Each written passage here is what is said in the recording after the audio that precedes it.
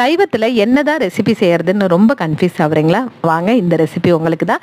இன்னைக்கு என்ன ரெசிபின்னு பார்த்தலாமா? இந்த ரெசிபிக்கு டபுள் பீன்ஸ் பருப்பு எடுத்துருக்கேன். இது வந்து பார்த்தீங்கன்னா நைட்டு ஃபுல்லாக ஊற வச்சுட்டு இது தண்ணி மாற்றிட்டு அதுக்கப்புறம் நம்ம குக்கரில் சேர்த்துட்டு 2 உருளைக்கிழங்க தோல் சீவி இது தண்ணி மூழ்கிற அளவுக்கு சேர்த்துட்டு ஒரு 3 விசில் விட்டு எடுத்துக்கலாம்.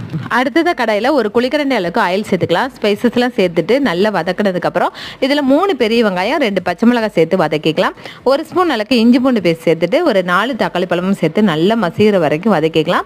அடுத்தது 1 ஸ்பூன் அளவுக்கு மிளகாய்த்தூள், 1 ஸ்பூன் கறி மசாலா, அது கூட 1/2 ஸ்பூன் அளவுக்கு மஞ்சத்தூள் சேர்த்துட்டு இந்த வேக வச்ச கடலையோட தண்ணியை கொஞ்சமாக சேர்த்து கொதிக்க விட்டுக்கலாம்.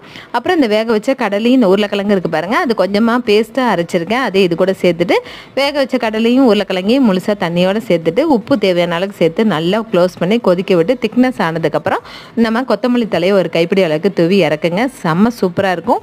சப்பாத்திக்கு செம்ம அல்டிமேட்டாக இருக்கும். ட்ரை பண்ணி பாருங்கள். தேங்க்யூ.